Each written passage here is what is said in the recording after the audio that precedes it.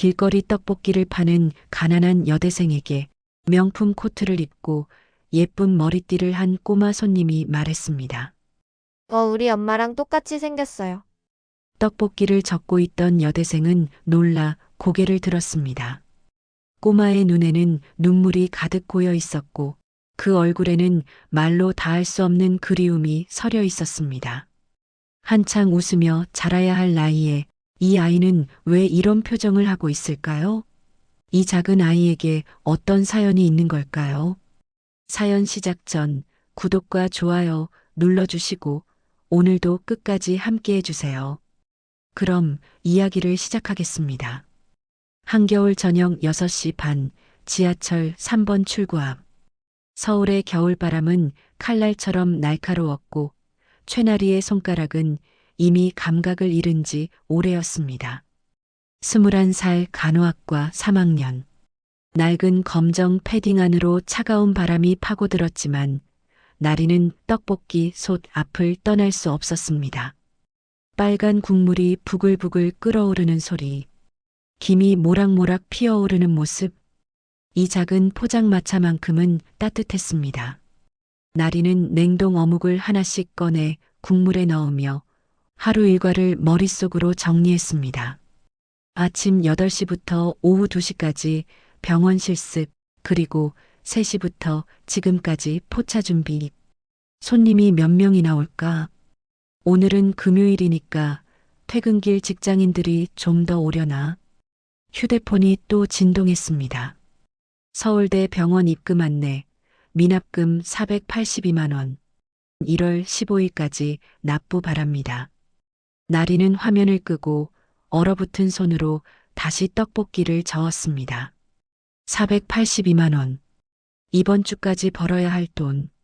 하루에 벌 수 있는 돈이 많아야 10만 원인데 일주일이면 70만 원? 턱없이 부족했습니다. 나리는 작은 한숨을 내쉬었습니다. 한숨이 하얀 입김으로 새어나왔습니다. 지난주 병원 행정실에서 온 전화가 떠올랐습니다. 보호자분이시죠? 환자분 입원비가 2달째 밀려 있습니다. 이번 주까지 최소 절반이라도 납부하지 않으시면 일반 병실로 옮기셔야 할 것 같습니다. 최선을 다하겠습니다. 조금만 더 시간을. 저희도 난처한 입장입니다. 중환자실 자리를 기다리고 있는 다른 환자분들도 계시고 해서요. 이해해 주세요. 전화를 끊은 뒤 나리는 한참을 주저앉아 있었습니다. 일반 병실로 옮기면 할머니가 제대로 치료받을 수 있을까? 산소호흡기는 계속 필요하신데 간호사들이 자주 체크해줘야 하는데 나리는 고개를 저었습니다. 지금 이렇게 생각하고 있을 시간이 없었습니다. 손님 한 명이라도 더 받아야 했습니다. 병실에 누워 계신 윤말순 할머니 얼굴이 떠올랐습니다. 주름투성이지만 여전히 따뜻한 미소를 짓던 할머니. 나리가 간호학과 합격했을 때 할머니는 눈물을 흘리며 말씀하셨습니다. 나리야, 너는 꼭 좋은 간호사 되어야 해. 아프고 힘든 사람들한테 따뜻한 사람 되어라. 내 엄마가 그랬던 것처럼. 할머니는 늘 그렇게 말씀하셨습니다. 혈연은 아니지만 나리에게 할머니는 세상에서 유일한 가족이었습니다. 엄마 한다은. 나리가 11살 무렵 엄마는 폐렴으로 세상을 떠났습니다. 홀로 나리를 키우던 엄마는 병원비가 없어 병을 키웠고 결국 손 쓸 수 없을 때까지 참았습니다. 엄마가 쓰러진 날 옆집 할머니였던 윤말순이 119를 불러주었고 병원까지 함께 가주었습니다. 하지만 엄마는 이틀 만에 눈을 감았습니다. 장례식도 제대로 치르지 못했습니다. 친척도 없고 돈도 없었습니다. 윤말순 할머니가 자기 용돈을 모아 간소하게 치러주었고 그 뒤로 나리를 자기 집으로 데려가 키웠습니다. 나리야, 울지 마. 내 엄마는 하늘에서 널 보고 있어. 할머니가 이제 너 엄마야. 그렇게 11년이 흘렀습니다. 이제는 할머니가 아프셨습니다. 폐암, 말기. 의사는 6개월이라고 했지만 벌써 8개월째였습니다. 할머니는 악착같이 버티셨습니다. 날이 대학 졸업할 때까지는 봐야지. 할머니가 그것도 못 보고 가겠니? 나리는 눈물을 닦았습니다. 추운데 왜 눈물이 나는지 모르겠습니다. 아니, 알고 있었습니다. 무서웠습니다. 할머니마저 잃으면 나리는 정말 혼자가 되는 겁니다. 그때였습니다. 검은색 벤츠 한 대가 포장마차 앞에 멈춰 섰습니다. 이 골목에 어울리지 않는 차였습니다. 광택이 반짝이는 차체, 번호판의 숫자 하나하나가 돈처럼 보였습니다. 뒷좌석 문이 천천히 열리고 10살쯤 되어 보이는 여자아이가 내렸습니다. 값비싼 코트, 캐시미어 같았습니다. 반짝이는 구두는 백화점 VIP 매장에서나 볼 법한 것이었습니다. 하지만 아이의 얼굴은 너무 창백했습니다. 겨울 하늘처럼 핏기가 없었습니다. 아이 뒤로 중년의 기사와 젊은 보모가 따라 내렸습니다. 보모는 아이에게 무언가 말하려 했지만 아이는 그들을 뒤로 한 채 천천히 포장마차로 걸어왔습니다. 떡볶이 냄새를 맡는 순간 아이의 발걸음이 멈췄습니다. 아이는 가만히 서서 빨간 국물이 끓는 솥을 바라봤습니다. 눈을 감고 깊이 숨을 들이마셨습니다. 그 작은 얼굴에 묘한 표정이 스쳤습니다. 그리움 같은 것, 그리고 아픔 같은 것. 저기 꼬마 아가씨 떡볶이 먹을래? 나리가 환하게 웃으며 물었습니다. 아이는 대답하지 않았습니다. 그저 빨간 국물이 끓는 솥을 가만히 바라볼 뿐이었습니다. 한참 후 아이가 작게 고개를 끄덕였습니다. 보모가 다급히 다가왔습니다. 여린 아가씨, 이런 데서 함부로 드시면 안 됩니다. 회장님께서 뭐라고 하실지. 먹고 싶어요. 처음으로 아이가 입을 열었습니다. 목소리는 가늘었지만 그 안에는 묘한 간절함이 담겨 있었습니다. 보모가 난처한 표정으로 기사를 돌아봤지만 기사도 어쩔 줄 몰라 했습니다. 여린 아가씨, 집에 가서 드시면. 여기서 먹고 싶어요. 이 냄새가 좋아요. 아이의 목소리에 떨림이 섞여 들어왔습니다. 나리는 일회용 그릇에 떡볶이를 정성껏 담았습니다. 떡도 많이, 어묵도 많이, 국물도 넉넉하게. 그리고 나무젓가락을 꽂아 건넸습니다. 여기 뜨거우니까 천천히 먹어. 아이는 두 손으로 그릇을 받았습니다. 그리고 조심스럽게 떡 하나를 집어 입에 넣었습니다. 그리고 멈췄습니다. 천천히 씹으며 아이의 눈에 눈물이 고였습니다. 이 맛. 아이가 떨리는 목소리로 중얼거렸습니다. 떡을 삼키고 다시 하나를 집어 먹었습니다. 그리곤 고개를 들어 나리를 똑바로 바라봤습니다. 한참을 나리의 얼굴을 뚫어지게 보던 아이가 입을 열었습니다. 우리 엄마랑 똑같이 생겼어요. 순간 시간이 멈춘 것 같았습니다. 기사와 보모가 동시에 굳어버렸습니다. 보모의 얼굴이 새하얘졌습니다. 나리는 어리둥절한 표정으로 아이를 내려다봤습니다. 뭐라고? 나랑 내 엄마가? 진짜예요. 엄마 사진이랑 똑같아요. 아이의 눈빛은 진지했습니다. 장난이 아니었습니다. 그 눈 속에는 오래 굳어있던 그리움과 처음으로 찾아온 희망 같은 것이 섞여 있었습니다. 아이는 젓가락을 놓고 주머니에서 작은 사진 하나를 꺼냈습니다. 이거 보세요. 우리 엄마예요. 사진 속에는 20살쯤 되어 보이는 여자가 환하게 웃고 있었습니다. 대학교 입학식 같았습니다. 나리는 사진을 받아들고 찬찬히 들여다봤습니다. 예쁘시다. 근데 내가 내 엄마를 닮았다는 건 정말이에요. 언니 웃는 거랑 눈 모양이랑 다 똑같아요. 여린 아가씨, 이제 정말 돌아가셔야 합니다. 보모가 조심스럽게 아이의 어깨에 손을 얹었습니다. 목소리에 긴장이 섞여 있었습니다. 아이는 떡볶이 그릇을 끝까지 놓지 않으려 했지만 결국 차에 올라탔습니다. 창문 너머로 아이가 나리를 바라봤습니다. 작은 손을 들어 흔들었습니다. 나리도 손을 흔들어 주었습니다. 검은 벤츠가 천천히 사라졌습니다. 검은 벤츠가 사라진 뒤에도 나리는 한동안 그 자리에 서 있었습니다. 엄마랑 똑같이 생겼다고? 아까 사진으로 본 얼굴은 확실히 얼굴형이 비슷한 것 같기도 했습니다. 하지만 세상에 닮은 사람 많잖아요. 그냥 우연이겠죠. 나리는 다시 떡볶이를 저었습니다. 손님들이 하나둘 오기 시작했습니다. 그날 밤 강도연의 저택, 거대한 철문을 지나 넓은 정원을 가로질러 유럽풍 저택의 현관문이 열렸습니다. 강여리는 보모의 손을 뿌리치고 2층 자기 방으로 뛰어 올라갔습니다. 여린 아가씨, 저녁 식사 하셔야죠. 보모가 뒤에서 불렀지만 여린은 대답하지 않았습니다. 방문을 닫고 서랍 깊숙이 숨겨둔 액자를 꺼냈습니다. 엄마 강서주의 20살 사진. 대학교 입학식 날 찍은 사진이었습니다. 환하게 웃고 있는 엄마의 얼굴. 여린은 이 사진을 매일 밤 보았습니다. 엄마 얼굴을 잊지 않기 위해서. 엄마에 대한 기억이 하나도 없지만 적어도 얼굴만큼은 잊지 않고 싶었습니다. 여린은 그 사진을 침대 위에 올려놓고 한참을 바라봤습니다. 그리고 오늘 만난 떡볶이집 언니의 얼굴을 떠올렸습니다. 닮았습니다. 정말 닮았습니다.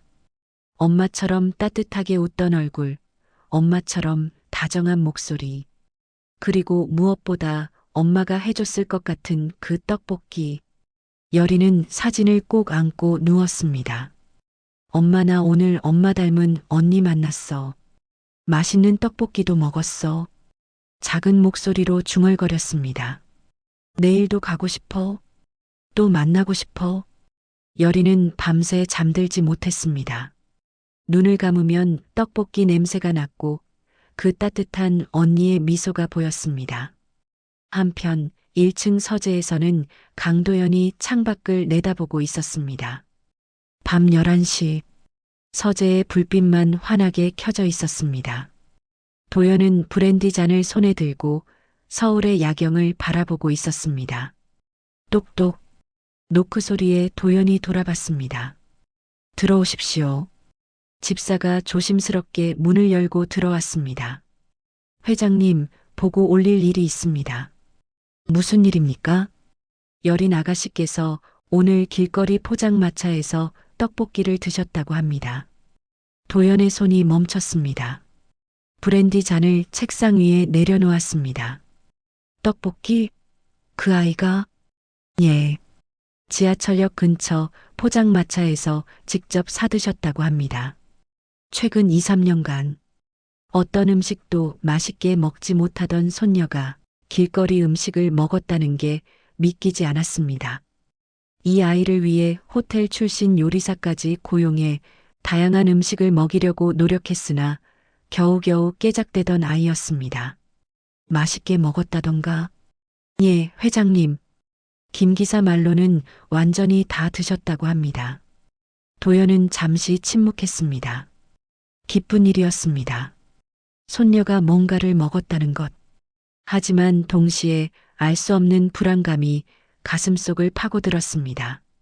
집사가 나간 뒤 도연은 다시 창밖을 바라봤습니다. 겨울밤 서울의 불빛들이 차갑게 빛나고 있었습니다. 손녀 여린이 10년 전 딸 서주가 세상을 떠나고 남은 유일한 핏줄. 도연은 여린을 극도로 보호하며 키웠습니다. 최고의 음식, 최고의 교육, 최고의 환경. 하지만 아이는 날로 말라갔습니다. 제대로 밥을 먹지 않았습니다. 처음에는 그냥 입맛이 없는 줄 알았습니다. 하지만 시간이 지나도 나아지지 않았습니다. 의사들은 심리적 거식증이라고 했습니다. 엄마를 잃은 트라우마, 아빠도 없는 외로움, 그런 것들이 아이를 갉아먹고 있다고. 도연은 무엇이든 해주려 했습니다. 돈으로 살 수 있는 것이라면 뭐든지. 하지만 아이가 원하는 것은 돈으로 살 수 없는 것이었습니다. 엄마, 아빠, 그리고 평범한 가족. 도연은 브랜디를 한 모금 마셨습니다. 쓰고 따가웠지만 마음속 고통보다는 덜했습니다. 다음 날 오후 4시, 강여리는 학교가 끝나자마자 가방을 메고 교문을 나섰습니다. 보통은 교실에서 기사 아저씨를 기다렸지만 오늘은 먼저 나왔습니다. 가슴이 두근거렸습니다. 기다리고 있던 기사 김 씨가 차 문을 열었지만 여리는 고개를 저었습니다. 김 기사님, 어제 그 떡볶이 집 가고 싶어요. 김 기사는 난처한 표정을 지었습니다. 회장님께 보고는 했지만 허락을 받은 건 아니었습니다. 아가씨, 회장님께서 뭐라고 하실지 한 번만요. 제발이요. 여린의 눈빛에는 간절함이 가득했습니다. 어제 밤부터 지금까지 여린은 그 생각만 했습니다. 다시 그 언니를 만나고 싶다는 생각. 다시 그 떡볶이를 먹고 싶다는 생각. 김 기사는 잠시 망설이다가 휴대폰을 꺼내 회장에게 조심스럽게 전화를 걸었습니다. 회장님, 여린 아가씨께서 어제 그 포장마차에 다시 가고 싶다고 하십니다. 전화기 너머로 긴 침묵이 흘렀습니다. 김 기사는 긴장한 채 기다렸습니다. 1시간만 허락하십시오. 하지만 근처에서 지켜보십시오. 혹시 모를 일이 있을 수 있으니. 감사합니다, 회장님. 차는 지하철역 근처에 멈춰 섰습니다. 여리는 차에서 내리기 전 거울을 보고 머리를 정리했습니다. 왜 그러는지 자기도 몰랐습니다. 그냥 예쁘게 보이고 싶었습니다.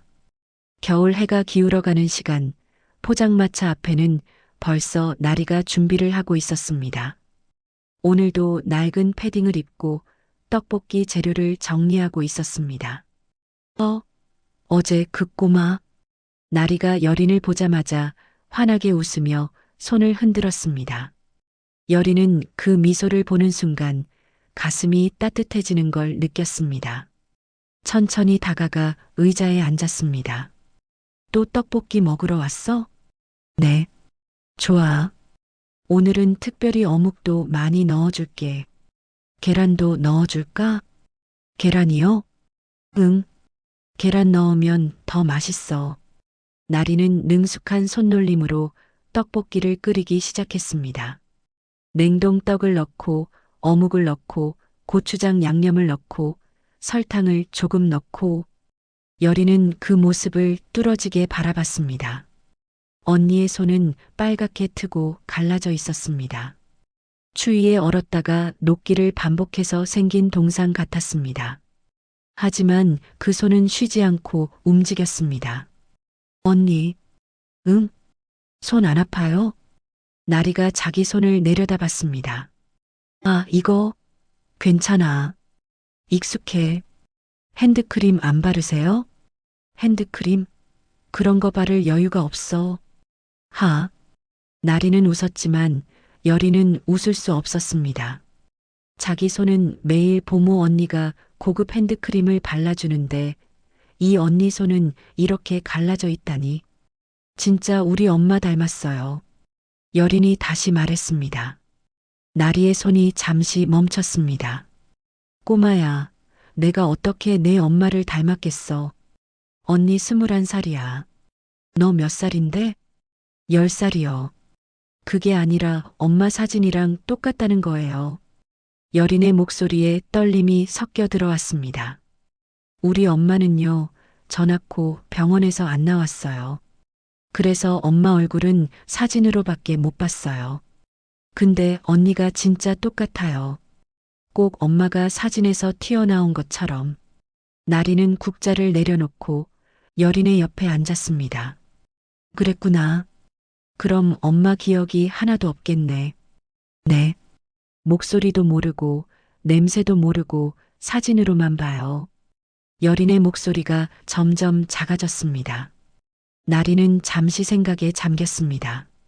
10살 때 엄마를 잃은 자기도 힘들었는데 태어나자마자 엄마를 잃은 이 아이는 얼마나 외로울까. 나도 엄마 없어. 나리가 조용히 말했습니다. 나도 10살 때 엄마 잃었어. 그러니까 우린 둘 다 엄마가 없는 거네. 여린의 눈에 눈물이 고였습니다. 언니도요? 응. 근데 있잖아. 나는 운이 좋았어. 할머니가 키워주셨거든. 옆집 할머니였는데 나를 딸처럼 키워주셨지. 할머니가 좋으세요? 응. 세상에서 제일 좋아. 할머니 없었으면 나 어떻게 됐을지 몰라. 나리는 잠시 말을 멈췄습니다. 근데 지금은 그 할머니가 아프셔서 병원에 계셔. 많이 아프셔. 할머니도 아프세요? 응. 암이야. 폐암. 여리는 작은 손으로 나리의 손을 꼭 잡았습니다. 차가운 손이었습니다. 나리는 여린의 손을 자기 손으로 감싸주었습니다. 근데 너는 아빠나 할아버지, 할머니 안 계셔? 할아버지 계세요. 근데 여린은 말을 멈췄습니다. 할아버지는 무서워요. 항상 화난 것 같아요. 저한테 말 걸 때도 무서워요. 그래도 너 챙겨주시잖아. 좋은 옷도 입혀주시고, 좋은 학교도 보내주시고. 네, 근데 전 요즘 밥을 잘 못 먹어요. 왜? 여리는 한참을 망설이다가 작게 말했습니다. 학교 가면요, 친구들이 다 엄마 아빠 얘기해요. 학예회 때도 소풍 갈 때도 다들 부모님이랑 와요. 근데 저는 항상 할아버지나 기사 아저씨가 오세요. 나리는 가슴이 아팠습니다. 친구들은 몰라요. 엄마가 없으면 얼마나 외로운지, 아빠가 없으면 얼마나 부끄러운지. 부끄러울 거 없어. 내 잘못이 아니잖아. 그래도 저만 다른 것 같아요. 저만 이상한 것 같아요. 여린의 목소리가 떨렸습니다. 그래서 밥을 못 먹는 거야? 네. 초등학교에 들어간 후로 그런 것 같아요. 식탁에 앉으면 자꾸 생각나요. 나만 엄마 아빠가 없다는 게. 다른 친구들은 가족이랑 밥 먹는데 저는 할아버지랑 둘이서만 먹어요. 할아버지는 말도 별로 안 하세요. 그러면 목이 막혀요. 나리는 여린을 꼭 안아주고 싶었지만 참았습니다. 대신 따뜻한 떡볶이를 한 그릇 가득 담아 건넸습니다. 계란도 2개 넣고 어묵도 듬뿍 넣었습니다. 그럼 오늘은 많이 먹어. 언니가 만든 떡볶이, 오늘은 특별 서비스야. 고맙습니다, 언니. 근데 너 이름은 뭐니? 여린이에요. 강여린. 둘은 나란히 앉아 떡볶이를 먹었습니다. 여린은 한 입 베어 물 때마다 행복한 표정을 지었습니다. 나리는 그 모습을 보며 미소 지었습니다. 겨울 해가 완전히 지고 포장마차의 작은 전구 불빛만이 둘을 비췄습니다. 주변은 어두워졌지만 두 사람이 앉은 자리만큼은 따뜻했습니다. 언니, 이거 진짜 맛있어요. 그래, 다행이다. 내일도 올 거야? 여린은 고개를 끄덕였습니다. 네, 내일도 올게요. 그래, 그럼 내일 또 보자. 여린은 마지막 한 점까지 다 먹고 아쉬운 듯 그릇을 내려놓았습니다. 멀리서 김 기사가 손짓했습니다. 돌아갈 시간이었습니다. 언니, 내일 또 와도 돼요? 그럼, 언제든지 와. 여린은 환하게 웃으며 손을 흔들고 차에 올라탔습니다. 그날 밤 강도연의 저택 식탁. 긴 테이블 위에는 고급 요리들이 가득 차려져 있었습니다. 2플러스 한우 안심구이, 전복 문어구이, 송로버섯 스프. 접시마다 예술작품처럼 아름답게 플레이팅되어 있었습니다. 하지만 여린의 접시는 거의 비어 있었습니다. 한우 안심구이 한 점, 송로버섯 스프 3스푼, 그리고는 더 이상 손을 대지 않았습니다. 여린아, 먹어야지. 도연이 무거운 목소리로 말했습니다. 테이블 반대편에 앉은 손녀를 바라보는 눈빛에는 걱정이 가득했습니다. 배불러요. 뭘 먹었길래 배가 불러? 또 그 길거리 떡볶이 먹었니? 여리는 고개를 숙였습니다. 대답을 해야지. 네. 도연은 포크를 내려놓았습니다. 길거리 떡볶이는 먹으면서 이 집 밥은 왜 안 먹는 거냐? 도연의 목소리에 짜증이 섞였습니다. 하지만 그것은 분노가 아니라 무력감에서 나온 것이었습니다. 호텔 출신 요리사가 최고급 식재료로 몸에 좋은 음식들을 매일 요리하는데 내가 먹는 건 고작 길바닥 음식이냐? 위생 검사도 제대로 받았는지 모르는 그런 음식을. 여리는 더 작아졌습니다. 도연은 숨을 깊이 들이쉬었습니다. 손녀가 제대로 먹지 못하는 걸 지켜보는 몇 년이 너무 고통스러웠습니다. 하지만 그 고통을 어떻게 표현해야 할지 몰랐습니다. 화를 내는 것밖에 할 수 있는 게 없었습니다. 내가 뭘 더 해줘야 하는 거냐? 뭘 먹고 싶은지 말해봐. 세상 어떤 음식이든 다 해줄 수 있어. 대답을 하라니까. 도연의 목소리가 커졌습니다. 여린이 움찔했습니다. 할아버지. 여린이 작게 말했습니다. 그 떡볶이 언니가요. 엄마를 닮았어요. 도연의 얼굴이 굳었습니다. 엄마를 닮았다고? 네. 사진 속 엄마랑 똑같아요. 도연은 아무 말도 할 수 없었습니다. 할아버지, 저는요, 엄마를 본 적이 없는데도 이상하게 그 언니가 해준 떡볶이를 먹으면 엄마가 생각나요. 엄마가 해준 요리 같은 느낌. 방에 들어가 있어라. 도연은 더 이상 말을 잇지 못했습니다. 여리는 의자에서 일어나 2층으로 올라갔습니다. 혼자 남은 도연은 가득 차려진 음식들을 바라봤습니다. 이 모든 것이 무슨 소용인가? 손녀는 굶주리고 있는데, 세상 무엇이든 살 수 있는 돈이 있는데 정작 손녀가 원하는 건 살 수 없었습니다. 그 포장마차 주인에 대해 자세히 알아보게. 집사에게 지시를 내린 도연의 목소리는 떨리고 있었습니다. 예, 회장님. 어느 수준까지 조사할까요? 가족관계, 학력, 직업, 재산 상태, 모든 것을 알아봐봐. 알겠습니다. 집사가 나간 뒤 도연은 창가로 다가가 서울의 야경을 내다봤습니다. 수백억, 수천억짜리 빌딩들이 반짝이고 있었습니다.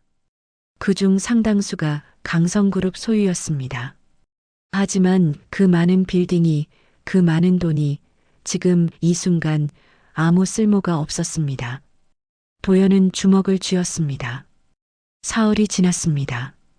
강도연은 회사와 병원과 집을 오가며 바쁜 일정을 소화했지만 머릿속은 온통 손녀와 포장마차 여대생 생각뿐이었습니다.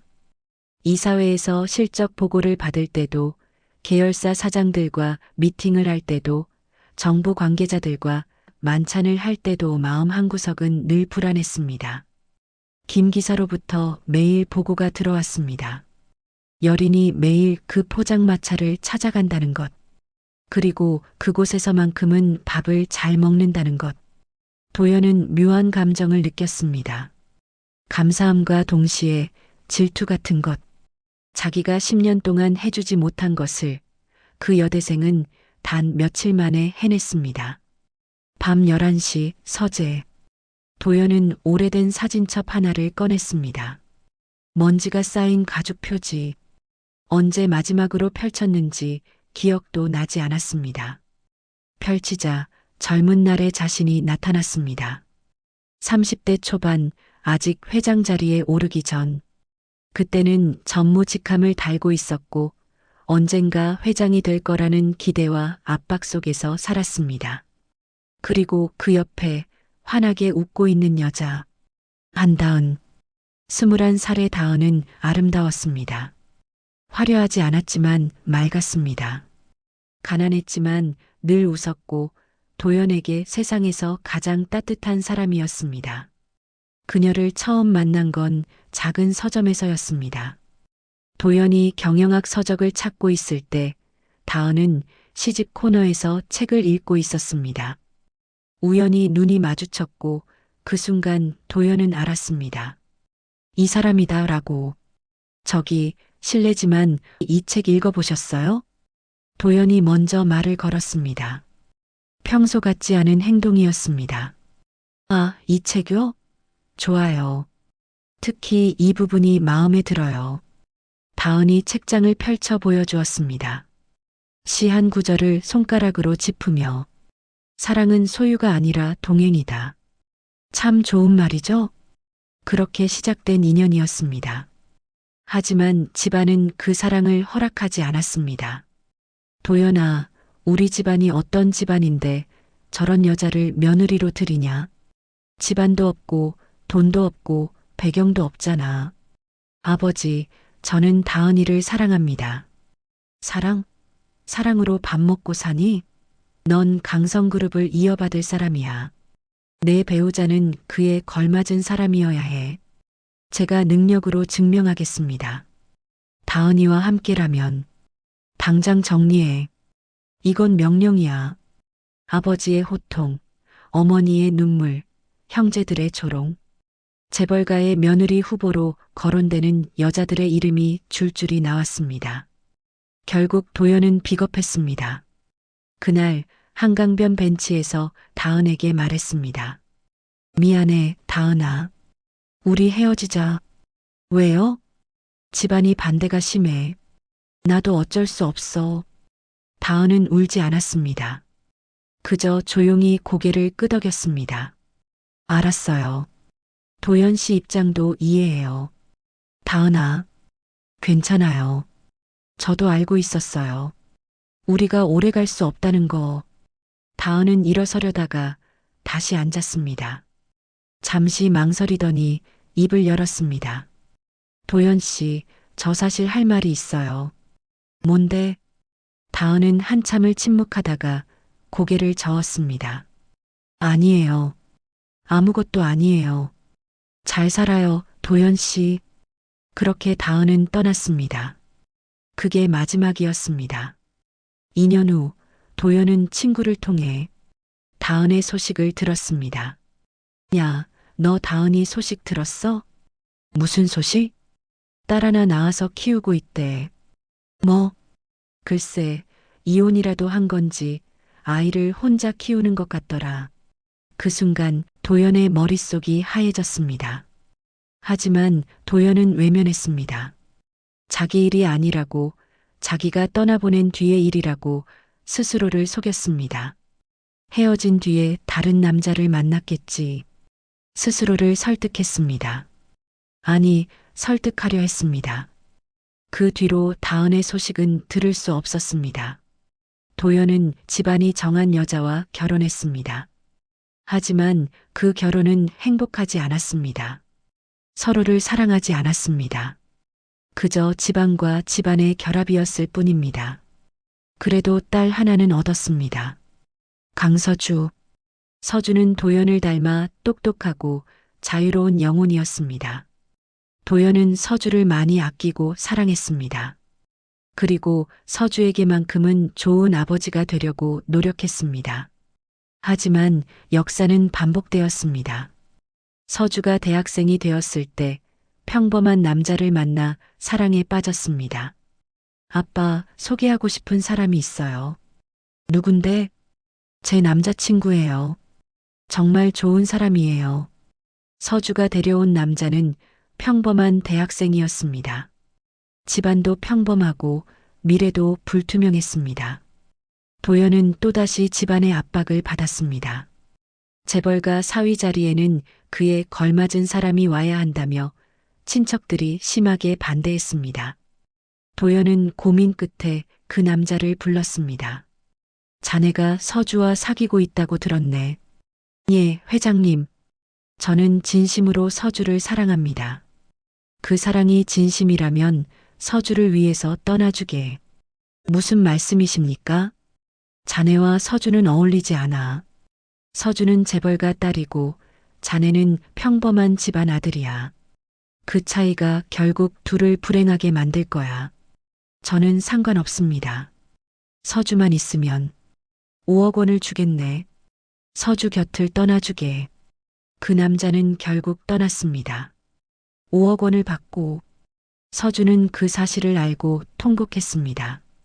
아빠, 어떻게 그럴 수가 있어요? 어떻게 돈으로 사람을 살 수가 있어요? 서주야, 이게 다 너를 위한 거야. 저를 위한 거라고요? 제 인생을 망치면서요? 서주는 집을 나갔습니다. 임신 사실을 숨긴 채 말이죠. 그리고 몇 달 후 혼자 아이를 낳으려다가 세상을 떠났습니다. 출산 중 과다출혈, 손녀 여림만 남았습니다. 도연은 사진첩을 덮으며 눈을 감았습니다. 한다은도 서주도 자기가 지켜주지 못했습니다. 2번이나 사랑하는 사람을 잃었습니다. 그리고 2번 다 같은 이유였습니다. 자기의 비겁함, 똑똑, 노크 소리에 도연이 고개를 들었습니다. 들어오십시오. 집사가 얇은 갈색 봉투를 책상 위에 조심스럽게 올려놓았습니다. 회장님, 포장마차 주인에 대한 신상 정보입니다. 도연은 봉투를 열었습니다. 이름 최나리, 나이 21세, 주소 서울시 마포구, 학력 서울대학교 간호학과 3학년 재학 중, 장학금 수혜, 모 한다은 사망, 2015년 폐렴 합병증, 부 미상, 특이사항, 보호자 윤말순 78세, 혈연관계 아님, 현재 서울대 병원 입원 중, 폐암 말기. 도연의 손이 종이 위에서 멈췄습니다. 모 한다은, 심장이 멎는 것 같았습니다. 한다은? 종이를 쥔 손이 떨렸습니다. 흔한 이름도 아닌데 설마. 아니, 설마가 아니라. 도연은 집사를 돌아봤습니다. 이 여자 한다은 더 자세한 정보는 없나? 2015년 사망, 폐렴 합병증으로 기록되어 있습니다. 생년월일은 1982년 3월 15일 생이고요. 1982년 3월 15일. 맞았습니다. 자기가 사랑했던 다은의 생일. 사진은 없나? 죄송합니다. 고인의 사진까지는 구하지 못했습니다. 다만 옛 주소지를 추적해보니 회장님께서 예전에 집사가 말을 멈췄습니다. 계속하십시오. 예전에 자주 방문하셨던 동네와 같은 곳입니다. 도연은 의자 등받이에 몸을 기댔습니다. 사진을 어떻게 해서든 구해보게. 도연이 소리쳤습니다. 집사가 움찔하며 고개를 숙였습니다. 예, 최대한 빨리 구하겠습니다. 집사가 나간 뒤 도연은 다시 보고서를 들여다보았습니다. 부미상, 그 글자가 계속 눈에 들어왔습니다. 아버지가 없다는 뜻. 혹시, 정말 혹시, 다은을 떠나보낸 뒤 2년쯤 후에 친구와 나눴던 이야기를 다시 기억했습니다. 다은이가 딸을 하나 낳아 혼자 키우고 있다는 이야기. 그때 도연은 외면했습니다. 자기 일이 아니라고, 자기가 떠나보낸 뒤의 일이라고 스스로를 속였습니다. 하지만 지금 이 보고서를 보니 모든 퍼즐이 맞춰지는 것 같았습니다. 최나리, 나이 21세. 지금으로부터 21년 전. 도연이 다은과 헤어진 시기와 정확히 일치했습니다. 도연은 떨리는 손으로 휴대폰을 들었습니다. 그 여대생을 만나게 해주게. 목소리는 차분했지만 가슴속은 폭풍우가 몰아치고 있었습니다. 예, 회장님 알겠습니다. 일단은 손녀 문제로. 아이가 그 포장마차를 자주 찾는다고 아이 보호자로서 한번 만나고 싶다고 해주게. 알겠습니다. 전화를 끊은 도연은 또다시 보고서를 내려다봤습니다. 한다은. 그 이름을 보는 것만으로도 가슴이 무너져 내리는 것 같았습니다. 다은아, 정말 내가 그 아이의 엄마인 거야? 그럼 나는. 도연은 얼굴을 두 손으로 감쌌습니다. 같은 시각, 서울대 병원 9층 병실. 나리는 윤말순 할머니 침대 옆 바닥에 쪼그리고 앉아 있었습니다. 할머니의 기침 소리가 밤새 이어졌습니다. 산소 마스크 너머로 할머니의 얼굴은 너무 작아 보였습니다. 할머니, 괜찮으세요? 괜찮아. 나리야, 기침이 좀 나오네. 너 학교는 갔다 왔어? 네, 실습 끝나고 바로 왔어요. 포차는? 오늘은 쉬었어요. 할머니 보러 와야죠. 말수는 나리의 손을 꼭 잡았습니다. 주름투성이 손이었지만 여전히 따뜻했습니다. 나리야, 할머니 말 잘 들어. 네. 너는 절대로 내 삶을 포기하면 안 돼. 알았지? 할머니, 무슨 소리예요? 할머니 곧 좋아지실 거예요. 아니야. 할머니 알아. 이제 얼마 안 남았어. 의사 선생님이 뭐라고 하셨는지 할머니도 다 알아. 할머니, 나리의 목소리가 떨렸습니다. 나 때문에 학교 그만두려고 하면 할머니 진짜 화낼 거야. 너는 꼭 간호사 되어야 해. 내 엄마 다은이가 그렇게 바랐잖아. 네. 그리고 나리야. 할머니가 잠시 숨을 고르고 말을 이었습니다. 내 엄마 얘기 할머니가 다 하지 못한 게 있어. 엄마요? 응. 내 아빠 얘기 말이야. 나리는 깜짝 놀라 할머니를 바라봤습니다. 할머니, 제가 아빠가 누군지 알 필요 없어요. 엄마랑 할머니만 있으면 충분했어요. 아니야. 너는 알 권리가 있어. 근데 할머니가 또 기침을 했습니다. 이번에는 더 심했습니다. 나리는 급히 물을 떠와 할머니 입에 대드렸습니다. 할머니는 조금 마시고 등을 두드려주는 나리의 손에 기댔습니다. 할머니, 괜찮아요. 천천히 말씀하세요. 할머니 먼저 나으시는 게 중요해요. 나리야, 내 엄마가 사랑했던 사람이 있었어. 알아요. 엄마가 전학기 전에 사랑했던 사람 있었다는 거. 근데 헤어졌다는 것도 알아요. 그 사람이 내 아빠야. 나리는 할머니를 빤히 바라봤습니다. 엄마는 그 사람한테 임신 사실을 말하지 않았어. 그 사람 집안이 반대해서 헤어진 거라서 더 이상 짐이 되고 싶지 않았대. 그래서 혼자 너를 낳았어. 할머니, 그 사람이 누군데요? 이름은 할머니도 성만 알아. 강 씨였어. 재벌가 사람이었대. 내 엄마가 그것만 말해줬어. 나리는 숨이 멎는 것 같았습니다. 재벌가요? 응. 그래서 할머니가 더 찾을 수가 없었어. 강 씨 성 가진 재벌이 얼마나 많은데. 그리고 내 엄마가 그만 찾아보라고 했어. 그 사람도 이제 자기 인생 살고 있을 거라고.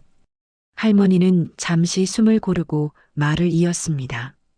근데 나리야, 내 엄마는 그 사람을 끝까지 사랑했어. 미워하지 않았어.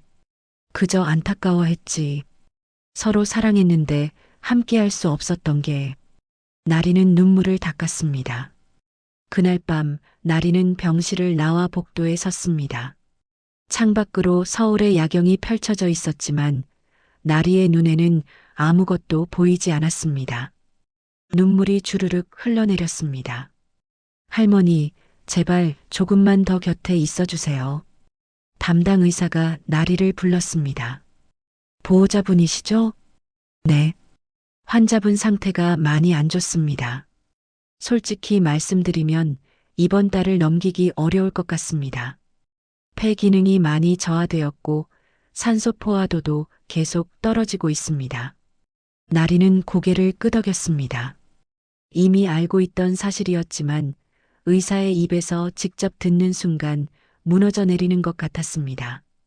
비용 문제는 어떻게 하실 건가요? 미납금이 계속 쌓이고 있는데 제가 어떻게든 해결하겠습니다. 조금만 더 시간을 주세요. 최선을 다해 보겠지만 병원 규정상 한계가 있습니다. 이해해 주세요. 나리는 고개를 숙이고 병실로 돌아왔습니다. 다음 날 저녁 포장마차. 여린이 또 찾아왔습니다. 이번에는 작은 가방까지 메고 왔습니다. 언니. 여린의 목소리가 평소보다 밝았습니다. 우리 꼬마 아가씨. 또 왔네. 오늘은요, 언니한테 드릴 게 있어요. 여린은 가방에서 작은 상자를 꺼냈습니다. 고급스러운 포장지로 쌓인 상자였습니다. 나리가 열어보니 핸드크림과 손난로가 들어 있었습니다. 언니 손이 너무 차가웠어요. 그래서 준비했어요. 이 핸드크림은 동상에도 좋대요. 나리는 가슴이 뭉클했습니다. 고마워, 여린아. 근데 이런 비싼 거 사오면 안 되는데. 전 돈 많아요. 근데 쓸 데가 없어요. 여린이 씁쓸하게 웃었습니다. 돈이 많으면 뭐해요? 친구도 없고 엄마도 없는데. 돈으로 살 수 없는 게 더 많은데. 나리는 여린을 의자에 앉히고 옆에 나란히 앉았습니다. 여린야, 언니한테 물어볼 거 있어? 네. 여린은 한참을 망설이다가 물었습니다. 언니, 엄마는요, 왜 저를 두고 갔을까요? 엄마가 저를 사랑하지 않아서 그런 걸까요? 나리는 한동안 대답하지 못했습니다. 엄마들이 아이를 두고 가는 건 말이야. 엄마가 나쁜 게 아니야.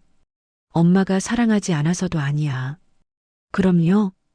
그냥 어쩔 수 없는 일이었던 거야. 내 엄마도 정말 우리 곁에 있고 싶었을 거야. 근데 몸이 아파서 어쩔 수 없이 간 거지.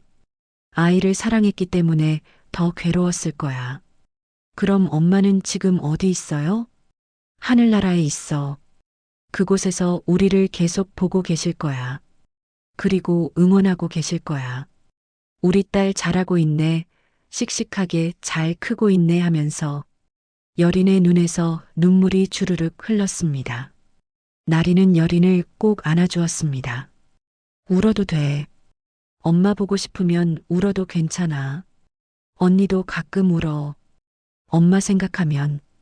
여린은 나리 품에서 한참을 울었습니다. 태어나서 처음으로 누군가 품에서 마음껏 우는 것 같았습니다. 할아버지 앞에서는 울 수 없었습니다. 할아버지가 무서워서가 아니라 할아버지도 힘들어 보여서였습니다. 한참 후 여린이 고개를 들었습니다. 언니, 응? 저요 사실 떡볶이 먹어본 적 있어요. 나리는 고개를 갸웃했습니다. 먹어봤어? 언제? 유치원 다닐 때요. 친구 집에 놀러 갔었거든요. 여린의 목소리가 작아졌습니다. 그때 친구 엄마가 떡볶이를 해줬어요.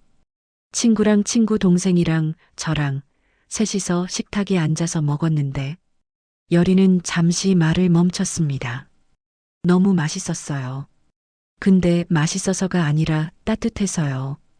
친구 엄마가 우리 머리도 쓰다듬어주고 웃으면서 맛있니?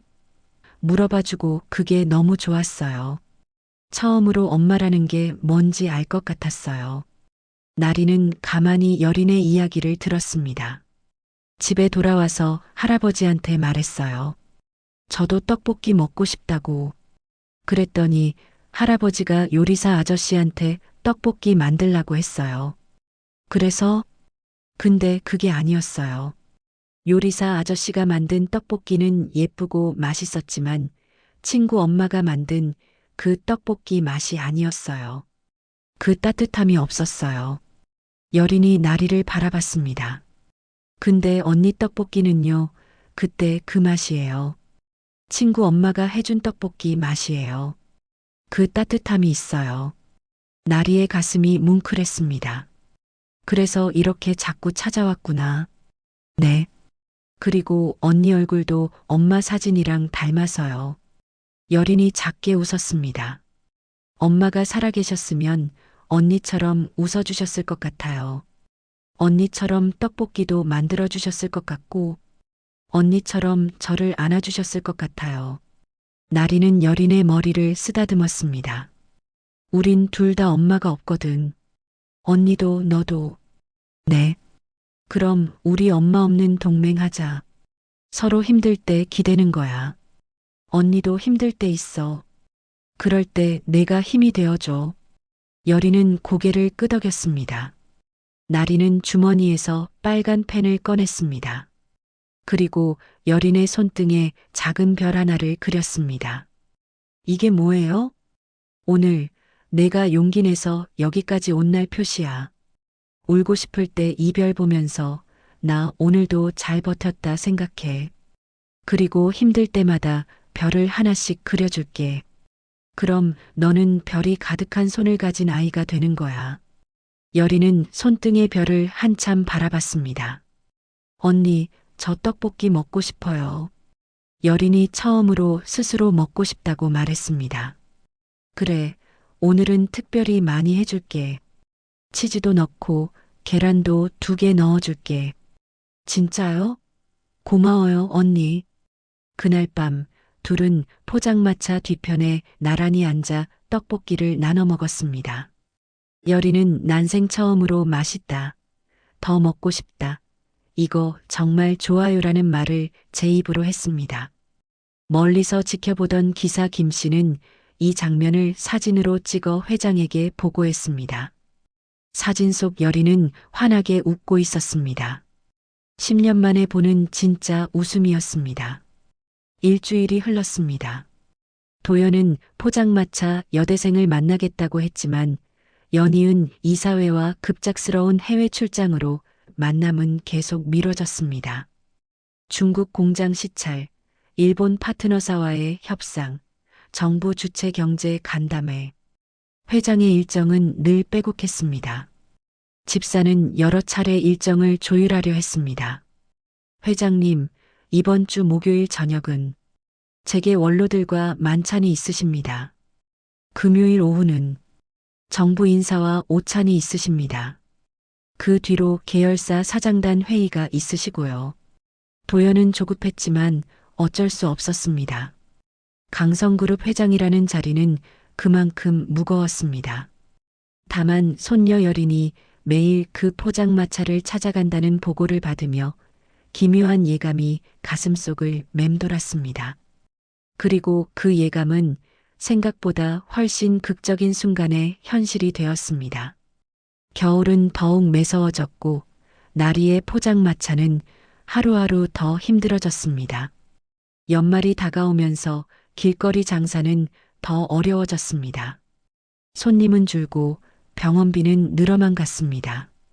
그날 오후 2시 나리가 떡볶이 재료를 정리하고 있는데 갑자기 구청 단속 트럭이 포장마차 앞에 멈춰 섰습니다. 여기 포장마차 주인 누구십니까? 덩치 큰 용역 직원 서너 명이 트럭에서 내렸습니다. 형광조끼를 입고 헬멧을 쓰고 위압적인 모습이었습니다. 저예요. 무슨 일이세요? 나리는 불안한 마음에 떡볶이 솥 앞에 섰습니다. 이 구역 불법 노점 즉시 철거입니다. 어제 공문 안 받았어요? 공문? 저 아무것도 못 받았는데요. 나리는 당황해서 가방을 뒤졌습니다. 허가증을 꺼내 보였습니다. 저 허가 받고 장사하는 거예요. 여기 보세요. 허가증 있잖아요. 불법 아닌데요. 이 구역 재개발 들어갑니다. 허가증 있어도 소용없어요. 재개발 구역은 전부 철거 대상입니다. 재개발이요? 그럼 미리 통보를 해주셔야죠. 저 정말 아무것도 못 받았어요. 통보했다니까요. 일주일 전에 공문 다 발송했어요. 등기로 보냈는데 수령 안 하신 거 아니에요? 나리는 머릿속이 하얘졌습니다. 일주일 전, 그때는 할머니 병세가 급격히 나빠져서 병원에서 밤을 샜습니다. 집에도 제대로 못 갔습니다. 우편물을 확인할 겨를이 없었습니다. 제발 조금만 기다려 주세요. 확인해 볼게요. 구청에 연락해 볼게요. 하지만 용역 직원들은 듣지 않았습니다. 이미 지시를 받았고 오늘 안에 이 구역을 정리해야 한다고 했습니다. 비켜요. 작업 들어갑니다. 안 돼요. 제발. 떡볶이 솥이 거칠게 들려 올려졌습니다. 빨간 국물이 바닥에 쏟아졌습니다. 나리가 그렇게 정성껏 끓인 국물이 시멘트 바닥에 흩뿌려졌습니다. 아, 조심해요. 뜨거워요. 가스통이 뜯겨나갔습니다. 의자들이 트럭에 던져졌습니다. 천막이 찢어졌습니다. 나리의 모든 것이 순식간에 무너졌습니다. 나리는 그들 앞을 가로막았습니다. 제발요. 이게 저희 할머니 병원비 전부예요. 이거 없으면 할머니가 병원에서 쫓겨나요. 목이 메었습니다. 눈물이 흘렀습니다. 어디서 어린 게 생떼를 부려. 우리도 일하는 거야. 용역 직원 한 명이 나리의 어깨를 거칠게 밀었습니다. 아, 나리는 뒤로 비틀거리다가 그대로 넘어졌습니다. 겨울비가 고여있던 흙탕물 웅덩이. 나리는 그 속에 그대로 처박혔습니다. 차가운 물이 옷 속으로 파고들었습니다. 얼굴에도 머리에도 흙탕물이 튀었습니다. 언니. 바로 그때 학교를 마치고 뛰어오던 여린이 이 장면을 목격했습니다. 처음으로 마음을 나눈 언니가 흙탕물에 쓰러져 있는 모습. 언니의 모든 것이 부서지고 있는 모습. 여린은 가방을 던지고 도로로 뛰어들었습니다. 여린아, 위험해. 나리가 소리쳤지만 여린은 멈추지 않았습니다. 오직 언니에게 가야 한다는 생각뿐이었습니다. 그 순간 오토바이 한 대가 모퉁이를 돌아 여린을 향해 달려왔습니다. 조심해. 누군가의 외침. 기익. 급제동 소리와 함께 검은 세단 한 대가 오토바이와 여린 사이를 가로막았습니다. 차 문이 열리고 강도연이 뛰쳐나왔습니다. 여린아. 도연은 땅바닥에 주저앉은 여린을 안아들었습니다. 아이는 떨고 있었습니다. 도연은 여린을 꼭 안으며 동시에 흙탕물 속에 쓰러져 있는 나리를 봤습니다. 순간 시간이 멈췄습니다. 한쪽에는 엉망이 된 포장마차와 물에 젖은 여대생, 다른 쪽에는 바닥에 주저앉은 손녀. 도연의 머릿속에 두 장면이 겹쳐졌습니다. 20여 년 전 비 오는 날 혼자 서 있던 한다은의 모습. 자기가 떠나보낸 뒤 홀로 아이를 키우며 얼마나 힘들었을까. 그리고 10년 전 병원 침대에서 차가워져 가던 딸 서주의 모습. 자기가 지켜주지 못한 딸. 과거와 현재가 두 번의 실패가 한 장면에 겹쳐져 있었습니다. 당신들 지금 뭐 하는 겁니까? 도연이 차갑게 소리쳤습니다. 평소 부드러운 말투와는 전혀 다른 회장의 목소리였습니다. 용역 직원들이 움찔했습니다. 저희는 구청 지시로. 구청? 구청장 당장 전화 연결하십시오. 도연은 비서에게 전화기를 건네받아 즉시 구청장에게 전화를 걸었습니다. 나 강도연입니다. 지금 당장 이 구역 철거 중단시키십시오. 용역 써서 이렇게 막무가내로 철거를 진행시키는 거 문제되는 거 아시죠? 5분 안에 현장에 연락 안 오면 시장한테 직접 전화하겠습니다. 전화를 끊은 도연은 나리에게 다가갔습니다. 괜찮습니까? 나리는 떨리는 몸으로 일어나려 했지만 다리에 힘이 풀렸습니다.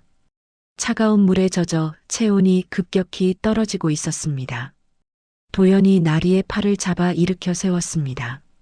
감사합니다. 그런데 누구세요? 나리가 떨리는 목소리로 물었습니다. 설명은 나중에 하겠습니다. 일단 병원부터 가야겠습니다. 저 괜찮아요. 포장마차 제 물건들. 괜찮지 않습니다. 저체온증 걸리면 큰일입니다. 물건은 제가 다 정리하겠습니다. 도연은 비서에게 지시했습니다. 두 사람 다 병원으로 모셔요. 그리고 여기 물건들 전부 사진 찍고 안전하게 보관해야 해. 하나라도 잃어버리면 안 돼. 예, 회장님. 용역 직원의 휴대폰이 울렸습니다. 구청장으로부터 온 전화였습니다. 직원은 전화를 받더니 얼굴이 하얘졌습니다. 즉시 작업 중단하라고요? 예. 알겠습니다. 나리와 여리는 그렇게 강도연의 차에 실려 병원으로 향했습니다.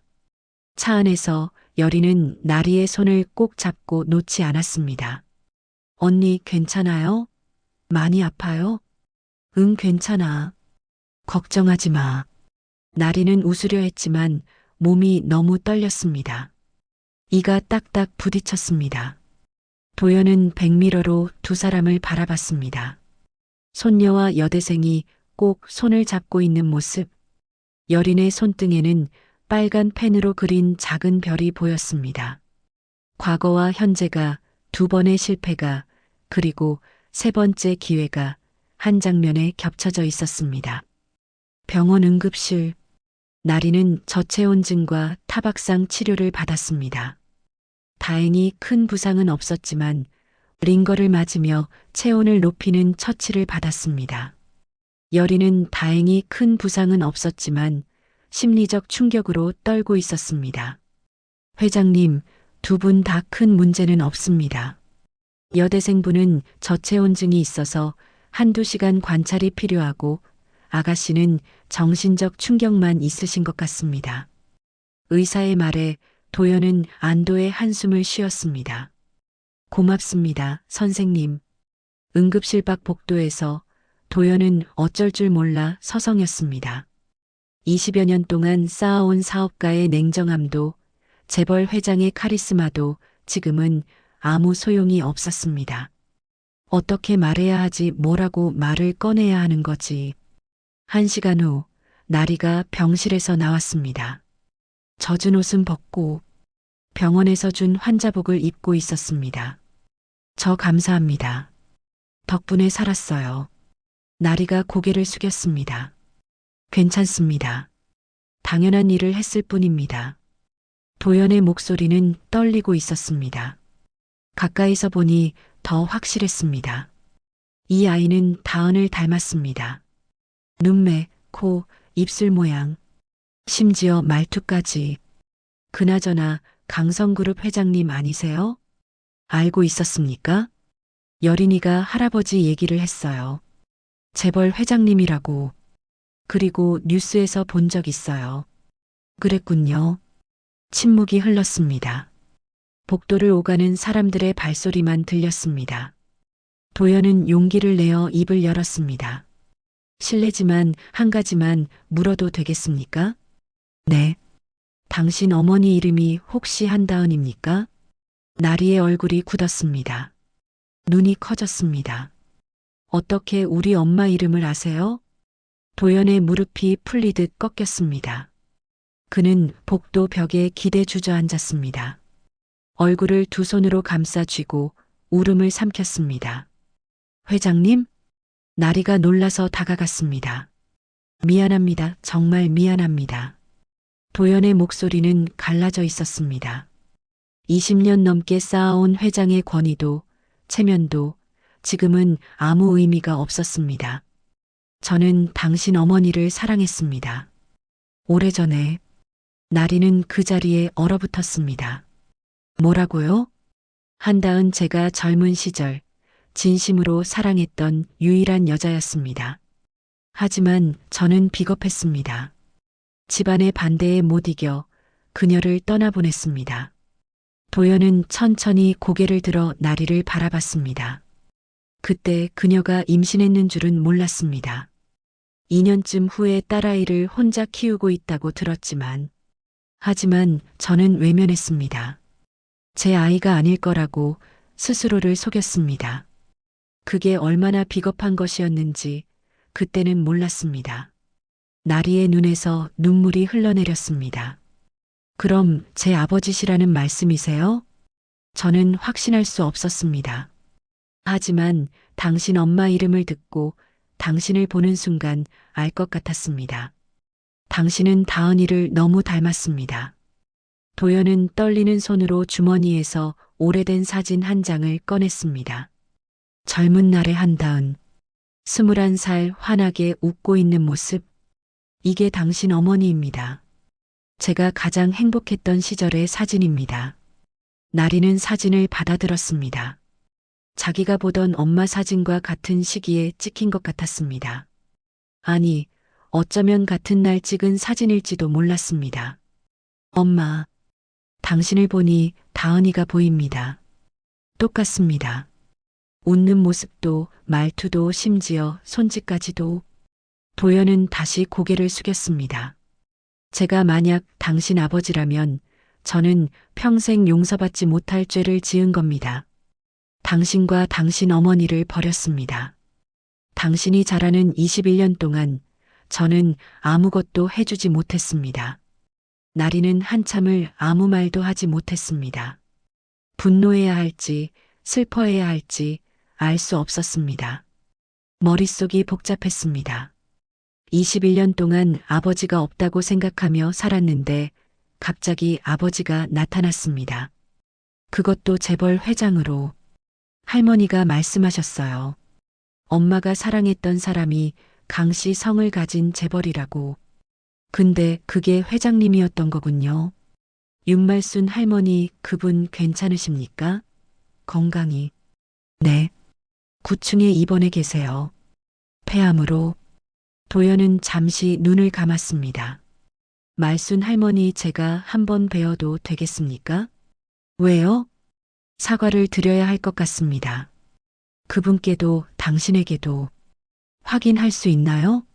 진짜 제 아버지인지. 그래야겠습니다. 당신도 알 권리가 있습니다. 저도 확실히 알아야 합니다. 도연은 일어서서 나리를 똑바로 바라봤습니다. DNA 검사를 하겠습니다. 만약 제가 정말 당신 아버지라면 그때는 당신이 원하는 대로 하겠습니다. 원망해도 좋고 외면해도 좋습니다. 다만 제가 할 수 있는 것이 있다면 최선을 다하고 싶습니다. 나리는 고개를 끄덕였습니다. 네. 그날 밤 둘은 병원 검사실에서 DNA 샘플을 채취했습니다. 면봉으로 입안을 긁어내는 간단한 절차였지만 그 의미는 무거웠습니다. 검사 결과가 나오기까지는 3일이 걸립니다. 검사실 직원의 말에 도연이 고개를 끄덕였습니다. 빨리 부탁드립니다. 급한 일입니다. 나리와 도연은 복도에 나란히 섰습니다. 어색한 침묵이 흘렀습니다. 회장님, 네. 왜 엄마를 찾지 않으셨어요? 21년 동안. 도연은 한참을 침묵했습니다. 비겁했습니다. 무서웠습니다. 그리고 제 인생이 너무 복잡해져서 과거를 돌아볼 여유가 없었다고 스스로를 속였습니다. 하지만 그건 모두 변명입니다. 진실은 제가 용기가 없었다는 것입니다. 나리는 고개를 끄덕였습니다. 가보셔야죠. 여린이가 기다리고 있을 거예요. 당신은 어디로 가실 겁니까? 할머니 병실로 갈 거예요.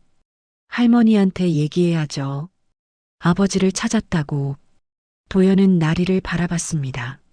내일 다시 뵙겠습니다.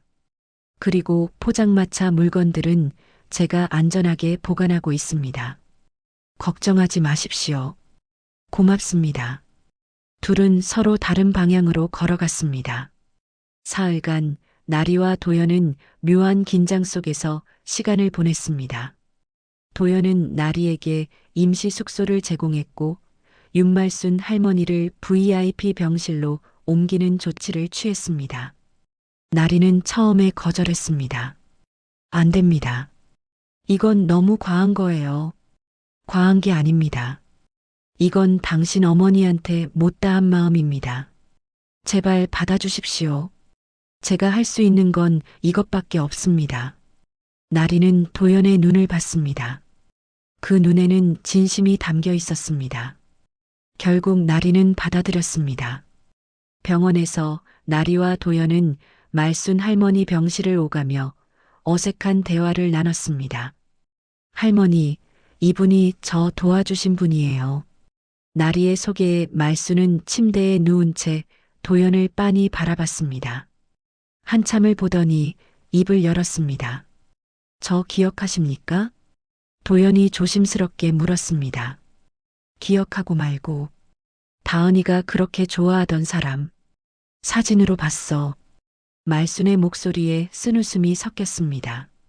다은이 얘기할 때마다 나 당신한테 욕 참 많이 했어. 어떻게 사람을 그렇게 버릴 수가 있냐고. 임신한 여자를 혼자 두고 어떻게 편하게 사냐고. 도연은 고개를 숙였습니다. 죄송합니다. 변명의 여지가 없습니다. 죄송하긴. 근데 이렇게라도 나타났으니 다행이네. 늦었지만 내가 죽기 전에 당신 얼굴이라도 보내. 말수는 나리를 바라봤습니다. 나리야, 이 사람이 내 아버지 맞아. 할머니가 알아. 다은이가 임신했을 때 나한테 다 얘기했어. 도연 씨 아이라고. 근데 집안이 반대해서 헤어졌다고. 다은이는 그 사람한테 임신 사실을 말하지 않았어. 짐이 되기 싫었대. 나리는 눈물을 닦았습니다. 왜 엄마는 저한테 말 안 했어요? 내가 상처받을까봐. 아빠 없는 게 창피한 게 아니라고. 엄마 혼자서도 너를 행복하게 키울 수 있다고 그렇게 믿었던 거야. 실제로 다은이는 너를 정말 행복하게 키웠어. 가난했지만 늘 웃었고 너한테 사랑을 듬뿍 줬지. 도연은 말순의 말을 들으며 눈물을 참았습니다. 다은이는 행복했습니까? 행복하려고 애썼지. 힘들었지만 웃으려고 했어. 나리 때문에. 근데 병은 어쩔 수가 없더라고. 병원비가 없어서 병을 키웠고. 말순의 목소리가 떨렸습니다. 당신이 있었다면 다은이는 안 죽었을 거야. 제때 치료받았을 거야. 도연은 대답할 수 없었습니다. 그 말이 맞았기 때문입니다. 이틀 후 검사 결과가 나왔습니다. 친자 확률 99.99%. 종이를 받아든 도연의 손이 떨렸습니다. 비서가 조심스럽게 말했습니다. 회장님, 명백한 친자 관계입니다. 의심의 여지가 없다고 합니다. 도연은 그 자리에서 무너졌습니다. 의자에 주저앉아 20여 년 동안 참았던 눈물을 쏟아냈습니다. 다은아 미안하다, 정말 미안하다, 나리야 미안하다. 회장실 안에서 울부짖는 소리가 들렸습니다. 비서는 조용히 문을 닫고 나왔습니다. 나리는 멀리서 그 소식을 들었습니다. 확실해졌습니다. 저 사람이 자기 아버지입니다. 21년 만에 찾은 아버지. 분노해야 할지 동정해야 할지 여전히 알 수 없었습니다. 그날 저녁 병원 옥상. 도연과 나리는 난간에 기대 서울의 야경을 바라봤습니다. 12월에 찬 바람이 불었지만 둘 다 움직이지 않았습니다. 나리야. 네. 나는 2번이나 같은 잘못을 했어. 도연이 천천히 말을 이었습니다. 네 엄마도 지켜주지 못했고 내 딸 서주도 지켜주지 못했어. 서주도 평범한 남자를 사랑했는데 나는 그 남자에게 돈을 주고 서주에게서 떼어놓았어. 집안 체면 때문에. 재벌가 사위 자리에 걸맞지 않는다는 이유로. 그리고 서주는 임신한 사실을 숨긴 채 집을 나갔고 혼자서 여린이를 낳다가 세상을 떠났어. 나리는 가슴이 먹먹했습니다. 회장님도 많이 힘드셨겠네요. 힘들다고 말할 자격도 없지. 모두 내가 만든 불행이니까. 사랑하는 사람들을 내 손으로 불행하게 만들었어. 도연은 나리를 똑바로 바라봤습니다. 나를 원망해도 괜찮고 나를 아버지로 받아주지 않는다고 해도 괜찮아. 21년 동안 아무것도 해주지 못한 사람이 어떻게 아버지라고 불릴 수 있겠어. 하지만 도연의 목소리가 떨렸습니다. 나에게 3번째 기회를 줄래? 이번에는 제대로 하고 싶어. 늦었지만 이제라도 제대로 하고 싶어. 3번째 기회요? 너와 여린이 그리고 말순 할머니. 이제라도 제대로 지키고 싶어. 네가 원하는 게 뭐든 내가 할 수 있는 건 다 할게. 나리는 한참을 생각했습니다. 바람이 불었습니다. 머리카락이 흩날렸습니다. 저 한 명 살려주는 걸로는 부족해요. 응? 저 같은 애들 아빠 없이 자라는 애들, 가난해서 학교 못 다니는 애들, 아파도 병원 못 가는 애들, 그런 애들 더 도와주세요. 나리의 눈빛이 단호했습니다. 그게 진짜 사과일 것 같아요. 저한테만 잘해주는 게 아니라 세상에 있는 저 같은 아이들한테 기회를 주는 거요. 제가 겪은 고통을 다른 아이들은 겪지 않게 해주는 거요.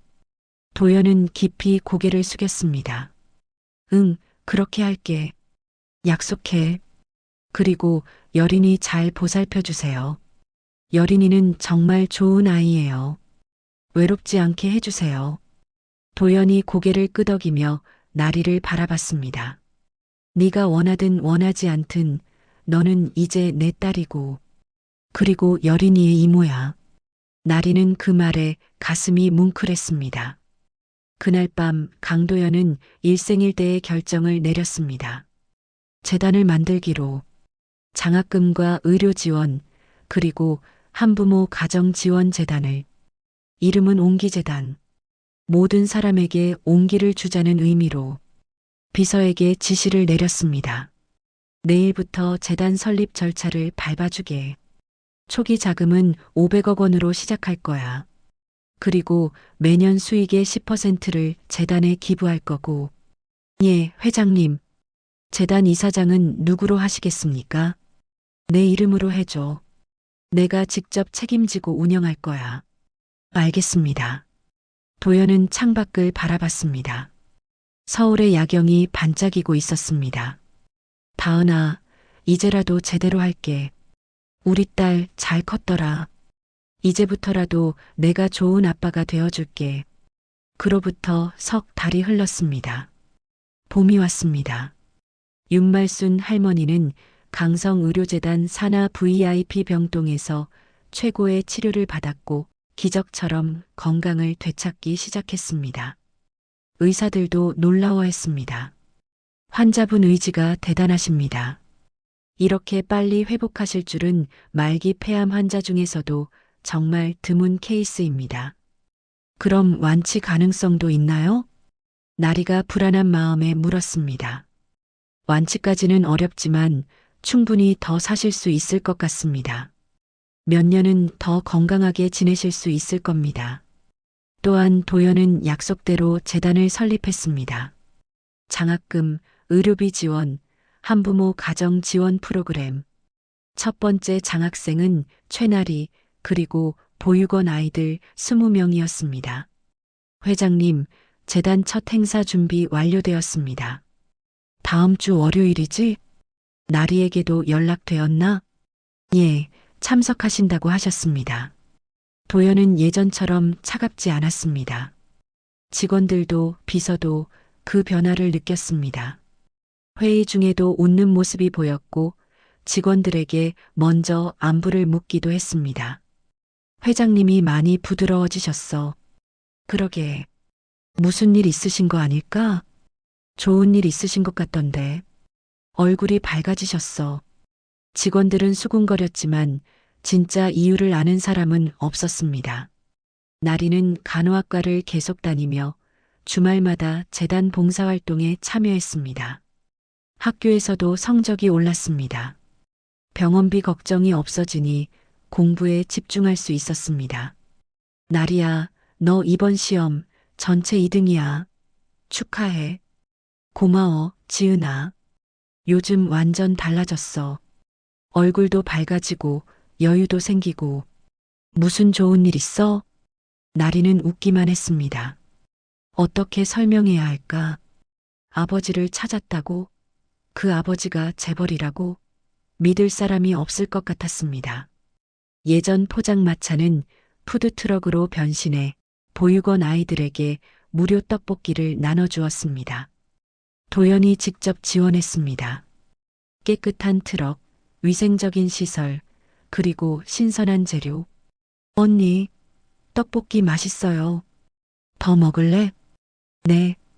아이들의 웃음소리가 거리에 퍼졌습니다. 나리는 아이들에게 떡볶이를 나눠주며 행복했습니다. 여린도 이제 완전히 달라졌습니다. 밥을 잘 먹는 아이가 되었습니다. 학교에서 친구도 생겼습니다. 성적도 올랐습니다. 무엇보다 웃음이 많아졌습니다. 여린아, 오늘 점심 뭐 먹었어? 떡볶이요. 나리 언니가 만들어준 떡볶이. 부러워라. 맛있었어? 네, 완전 맛있었어요. 밤마다 엄마 사진 앞에 앉아 속삭였습니다.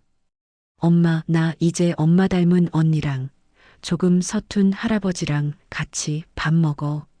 할머니도 같이 계셔. 떡볶이도 먹고, 김치찌개도 먹고, 불고기도 먹고, 엄마, 나 이제 괜찮아.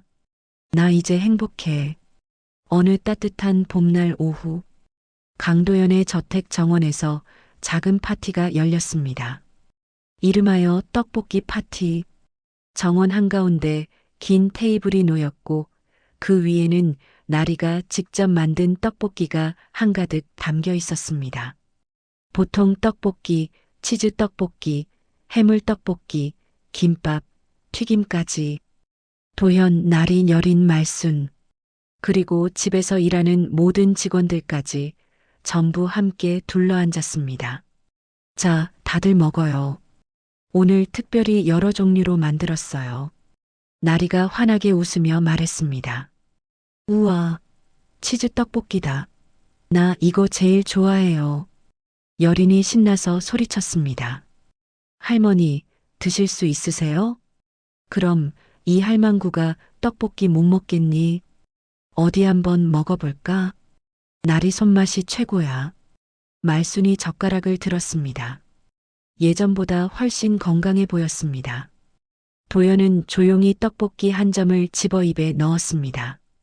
달고 맵고 따뜻했습니다. 맛있다. 정말 맛있다. 진짜요? 다행이다. 회장님 입맛에 맞을까 걱정했어요. 나리가 환하게 웃었습니다. 네 사람은 한참을 떡볶이를 나눠 먹었습니다. 웃고 얘기하고 때로는 눈물을 닦으며 할아버지, 저 오늘 시험에서 100점 받았어요. 정말 잘했구나, 여린아. 다 나리 언니, 아니 이모가 가르쳐준 덕분이에요. 이모, 도연이 나리를 바라봤습니다. 나리가 부끄러운 듯 웃었습니다. 여린이가 그렇게 부르고 싶대요. 좋아, 당연히 그래야지. 가족인데, 가난과 재벌, 과거와 현재, 부모와 자식 사이의 틈. 그 모든 틈을 떡볶이 냄새가 천천히 메워나갔습니다. 한참 후, 나리가 조심스럽게 입을 열었습니다. 회장님, 응? 나리는 잠시 망설이다가 작게 말했습니다. 아니에요. 다시 침묵이 흘렀습니다. 나리는 젓가락을 내려놓고 도연을 똑바로 바라봤습니다. 아빠, 도연의 손이 멈췄습니다. 시간이 정지한 것 같았습니다. 도연은 천천히 고개를 들어 나리를 바라봤습니다. 눈이 붉어졌습니다. 뭐라고? 아빠, 나리가 다시 한번 더 또렷하게 말했습니다. 세 번째 기회 드릴게요. 이번엔 제대로 해보세요. 엄마한테 못다한 것 이제라도 저한테 해주세요. 도연의 눈에서 눈물이 주르륵 흘러내렸습니다. 그는 젓가락을 놓고 두 손으로 얼굴을 감쌌습니다. 어깨가 떨렸습니다. 고맙습니다. 고맙습니다, 나리야. 여린이 나리 손을 꼭 잡았습니다. 언니, 아니 이모. 이제 우리 진짜 가족이에요? 응. 우리 이제 진짜 가족이야. 말순이 눈물을 닦으며 말했습니다. 다은아, 보고 있니? 내 딸, 이렇게 컸어. 그리고 아빠도 찾았어. 늦었지만 이제라도 가족이 됐어. 네 사람은 한참을 울고 웃었습니다. 여린은 나리 옆에 바짝 붙어 앉아 손등에 별 그림을 보여주었습니다. 이모, 이거 봐요. 별이 이제 10개예요. 그래. 그럼 오늘도 하나 더 그려줄까? 특별한 날이니까. 네. 나리는 빨간 펜을 꺼내 여린의 손등에 또 하나의 별을 그렸습니다. 이번에는 다른 별들보다 조금 크게. 오늘은 우리 모두 함께 밥 먹은 날. 이 별은 가족별이야. 가장 크고 밝은 별. 가족별. 여린이 별을 쓰다듬으며 웃었습니다. 도연은 그 모습을 가만히 바라봤습니다. 20여 년 전 놓쳤던 행복, 10년 전 잃어버렸던 딸, 그리고 이제야 찾은 또 다른 딸. 늦었지만 이제라도 다시 시작할 수 있다는 것. 용서받을 수는 없어도 최선을 다할 수는 있다는 것. 나리야. 네, 아빠. 도연은 잠시 말을 잃었습니다. 아빠라는 호칭이 귓가에서 울렸습니다. 평생 듣고 싶었던 그 말. 고맙다, 나에게 기회를 줘서. 나리는 잠시 도연을 바라보다가 조용히 웃었습니다. 아빠도 힘드셨잖아요. 이제 우리 다 같이 잘 살아요. 엄마도 하늘에서 기뻐하실 거예요. 그래, 그렇게 하자. 그리고 아빠. 응? 감사해요. 모든 걸 솔직히 말씀해 주시고 용서를 구하시는 모습에서 저도 아빠를 많이 이해할 수 있었어요. 도연은 더 이상 참을 수 없었습니다. 일어서서 나리를 꼭 안아주었습니다. 21년 만에 안아보는 딸. 21년 동안 하지 못한 포옹. 나리야, 나도 고맙다. 이렇게 잘 자라주어. 정말 고맙구나. 여린도 일어나서 둘을 안았습니다. 말순도 일어나 함께 안았습니다. 네 사람은 봄날 정원 한가운데서 오랫동안 서로를 안았습니다. 겨울의 흙탕물 속에서 시작된 이야기는 이렇게 따뜻한 봄날의 식탁에서 새로 쓰이고 있었습니다. 그날 이후 강도연은 변했습니다. 회사 일정을 줄이고 가족과 보내는 시간을 늘렸습니다. 주말마다 나리와 여린을 데리고 나들이를 갔습니다. 처음에는 서툴렀지만 점점 나아졌습니다. 아빠, 저기 놀이공원 가요. 좋아, 가자.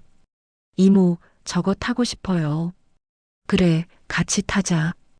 평범한 가족의 모습. 그것이 도연이 평생 꿈꿔온 것이었습니다. 도연의 옹기재단은 점점 커져갔습니다. 첫 해에 100명의 아이들을 도왔고 2년 차에는 500명, 3년 차에는 2,000명을 도왔습니다. 장학금, 의료비, 생활비. 도연은 진심으로 아이들을 도왔습니다.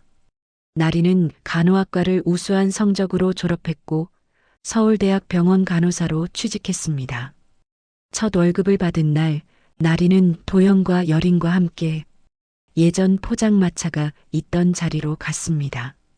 여기가 우리가 처음 만난 곳이죠? 응. 여기서 모든 게 시작됐어. 신기해요.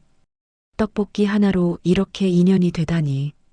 나리는 말순 할머니도 함께 계셨다면 좋았겠다고 생각했습니다.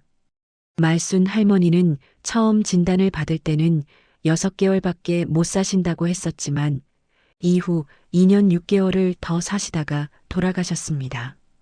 그리고 가족을 되찾고 행복해하는 나리를 보며 마음 편히 눈을 감으셨습니다. 옛 포장마차 자리에서 잠시 말순 할머니 생각에 잠겨있던 나리에게 여린이 말했습니다. 이모, 나 여기 오니까 또 떡볶이가 먹고 싶어. 나리는 도연과 여린을 데리고 근처에 새로 개업한 떡볶이 가게로 갔습니다. 합법적으로 깨끗하게 운영되는 가게였습니다. 맛있다. 그치? 여기 주인 아주머니도 혼자 아이 키우시는 분이에요. 이번에 재단에서 창업을 지원해 드렸어요. 잘했구나. 도연은 나리를 바라보며 미소 지었습니다. 오늘 이야기는 서로를 잃어버린 마음들이 어떻게 다시 이어지는지에 대한 기록이었습니다. 당신에게도 한때 멀어졌던 사람이 떠오르신다면 댓글에 옹기라는 단어로 마음을 남겨주세요. 때로는 아주 작은 이해 하나가 서로를 다시 가까이 데려오는 시작이 되니까요. 당신의 삶에도 조용한 화해와 따뜻한 연결이 찾아오길 바랍니다. 지금까지 인생한술이었습니다. 끝까지 들어주셔서 감사합니다.